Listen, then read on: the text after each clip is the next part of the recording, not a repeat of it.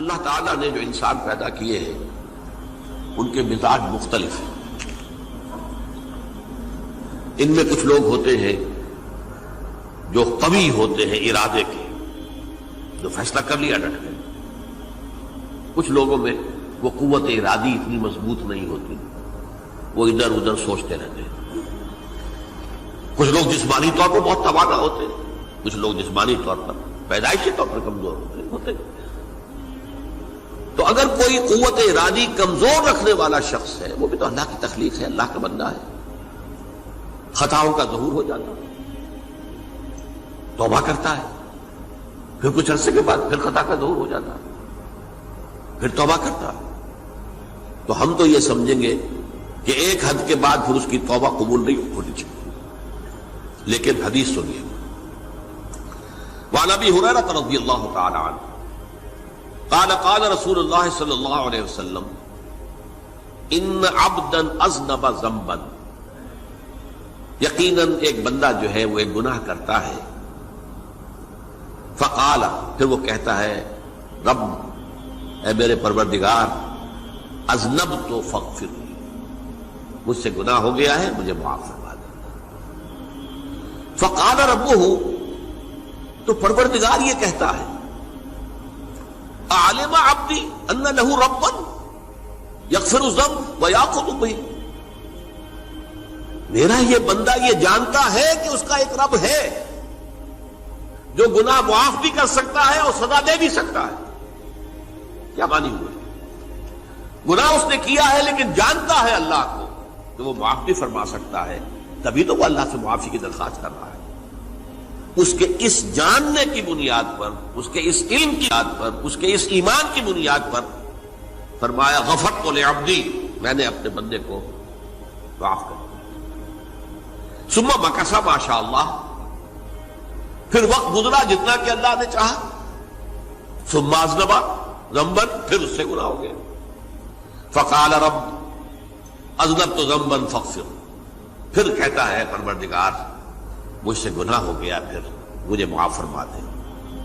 فقال ربہ، اللہ فرماتا ہے عالم عبدی ان لہ ربا یغفر الذنب ویأخذ بہ، میرا بندہ ہے نا جو جانتا ہے کہ اس کا ایک رب ہے، ایمان باللہ اس کے اندر ہے، تبھی تو پکار رہا ہے. اور یہ بھی جانتا ہے کہ وہ گناہ معاف بھی کر سکتا ہے اور چاہے تو پکڑ بھی سکتا ہے، سزا بھی دے سکتا ہے. تو فرمایا، اللہ تعالیٰ فرماتے ہیں میں نے فرمایا کہ میں نے معاف کر دیا. ثم مکث ما شاء اللہ، پھر ایک عرصہ گزرا اس کے بعد. ثم اذنب ذنبا، پھر اس نے گناہ کیا. قال رب اذنبت ذنبا آخر، اس نے کہا پروردگار میں نے تو پھر ایک اور گناہ کر دیا، فاغفر لی، مجھے بخش دے. فقال اعلم عبدی ان لہ ربا یغفر الذنب ویأخذ بہ، میرا بندہ جانتا ہے نا کہ اس کا ایک رب ہے جسے وہ پکار رہا ہے، کہ وہ جانتا ہے کہ اسے اختیار حاصل ہے کہ چاہے تو بخش دے اور چاہے تو پکڑ لے. اس کے اس علم، اس ایمان کی بنیاد پر میں نے اسے معاف کر دیا. ایک اور حدیث، میں نے چونکہ اس گفتگو کے لیے ان احادیث کا تفحص کیا ہے، یہ تو بہت ہیں حدیثیں، میں نے ان میں سے کچھ چنی ہیں. ہمارے بعض واعظ ناصح وہ بھی کسی شخص کو روکتے رہے، برائیوں سے روکتے رہے، نہیں رکتا، تو کہیں غصے میں آ کے اللہ تجھے کبھی معاف نہیں کرے گا. یہ کتنا بڑا جرم ہے، اس کا اندازہ کیجئے اس حدیث سے. تو میرے بندے کو میری رحمت سے مایوس کر رہے ہیں، کتنا بڑا جرم ہے اس کا اندازہ کیجئے. یہ مسلم شریف کی روایت ہے عن جندب، حضرت جندب رضی اللہ تعالی عنہ سے، ان رسول اللہ صلی اللہ علیہ وسلم حدث، کہ اللہ کے رسول صلی اللہ علیہ وسلم نے ایک واقعہ بیان کیا. ان رجلا قال،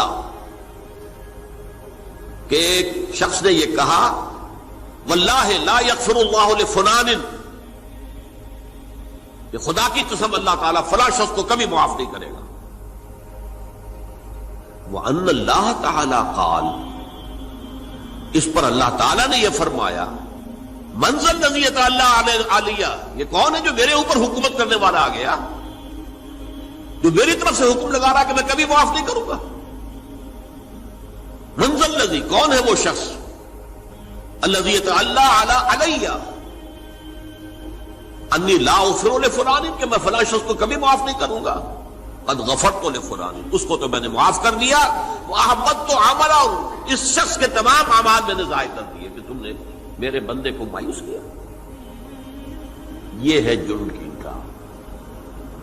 تو توبہ کی دعوت دیتے رہو، توبہ کے لیے لوگوں کو آمادہ کرتے رہو، توبہ جو ہے اس کے لیے ترغیب دیتے رہو، اللہ تعالیٰ معاف فرمانے والا۔ اب آخری حدیث سنا رہا ہوں، یہ تو بہت ہی عجیب حدیث ہے اور متفق علیہ، یہ بخاری اور مسلم دونوں میں۔ حضرت ابو سعید الخدری رضی اللہ تعالی عنہ جو ہے وہ اس کے راوی ہیں۔ حضور نے فرمایا کانا فی من کانا قبلکم رجل قتل 99 نفسا، تم سے پہلے جو امت تھی بنی اسرائیل، گویا کہ ان کا ذکر ہے، اس میں ایک آدمی ایسا تھا جس نے 99 قتل کیے تھے۔ اب آپ اندازہ کیجئے کتنا بڑا گناہ کبیرہ ہے قتل۔ قرآن مجید میں آتا ہے وَكَأَنَّمَا قَتَلَ النَّاسَ جَمِيعًا، اگر ایک انسان کو بھی ناحق قتل کر دیا گیا تو یہ ایسی ہے گویا کہ اس نے پوری نوع انسانی کو قتل کر دیا، اس نے 99 قتل کیے۔ فَهَلْ لَهُ مِن تَوْبَةٍ، پھر اس کے بعد یہ ہوا کہ اس کے اندر توبہ کا جذبہ پیدا ہوا۔ فَسَأَلَ عَنْ أَعْلَمِ أَهْلِ الْأَرْضِ، تو اس نے پھر سوال کیا، لوگوں سے پوچھا کہ زمین میں رہنے والوں میں کون سب سے بڑا عالم ہے۔ فَدُلَّ عَلَى رَاهِبٍ، تو اسے بتایا گیا فلاں راہب فلاں جگہ پر ہے، وہ بہت نیک ہے، بڑا عالم ہے۔ فَأَتَاهُ، وہ اس کے پاس آیا، فَقَالَ أَنَّهُ قَتَلَ 99 نَفْسًا فَهَلْ لَهُ مِن تَوْبَةٍ، انہوں نے کہا دیکھیے راہب صاحب، میں نے 99 انسان قتل کیے، اب مجھے یہ بتائیے کہ میرے لیے توبہ کا کوئی امکان ہے؟ فقال لا، انہوں نے کہا نہیں۔ فقتلہ، اس نے اس کو بھی قتل کر دیا۔ فکمل بہ 100، اپنی سینچری مکمل کر لی، مطلب 99 کے بعد ایک کی کسر تھی، اس کو بھی قتل کیا، 100 پورے کر لیا۔ ثم سأل عن عالم اہل الارض، پھر اس نے پوچھا کوئی اور کوئی بڑے عالم انسان ہو۔ فدل علی رجل عالم، پھر اس کی رہنمائی کی گئی ایک بڑے عالم شخص کی طرف۔ فقال انه قتل 100 نفس، تو اس نے وہاں جا کر کہا کہ میں 100 انسان ہلاک کر چکا ہوں، قتل کر چکا ہوں۔ فهل له من توبہ، میرے لیے توبہ کا کوئی امکان ہے؟ فقال نعم، کیوں نہیں، 100 قتل کیے تب بھی کیا ہے، توبہ کا راستہ دروازہ کھلا ہوا، معلوم یغرغر، جب تک کہ وہ گھنگرو نہیں بج رہا اس وقت تک تمہارے توبہ کا دروازہ کھلا ہوا ہے۔ فرمایا نعم، ومن يحول بينه وبين التوبہ، تمہاری توبہ کے درمیان اور تمہارے درمیان کون حائل ہو سکتا ہے، توبہ کا دروازہ کھلا ہے۔ لیکن ساتھ ہی کہا انطلق الى ارض کذا و کذا، اب تم ایسے کرو جہاں تم رہتے ہو وہاں نہ جاؤ واپس، وہاں کا ماحول اچھا نہیں ہے، معاشرہ اچھا نہیں ہے، ہو سکتا ہے کہ تم توبہ پر قائم نہ رہ سکو، تم فلاں جگہ چلے جاؤ، وہاں اچھے لوگ آباد ہیں، ان میں جا کر رہو۔ فإن بها أناس يعبدون اللہ تعالی، وہاں ایسے لوگ آباد ہیں جو اللہ کی بندگی کرتے ہیں۔ فاعبد اللہ معهم، تو تم ان کے ساتھ مل کر اللہ کی بندگی اور پرستش کرو۔ ولا ترجع الى ارضک، اپنی زمین کی طرف اپنے وطن میں واپس پلٹ جاؤ۔ فإنها ارض سوء، وہ بری جگہ ہے۔ فانطلق، تو وہ چل پڑا، ہجرت کر رہا ہے، اس جگہ جا رہا ہے جہاں کا راہب نے بتایا تھا۔ حتی اذا نصف الطریق، جب آدھا راستہ اس نے پورا کر لیا، اتاہ الموت، موت آ گئی۔ فاختصمت فیہ ملائکۃ الرحمت و ملائکۃ العذاب،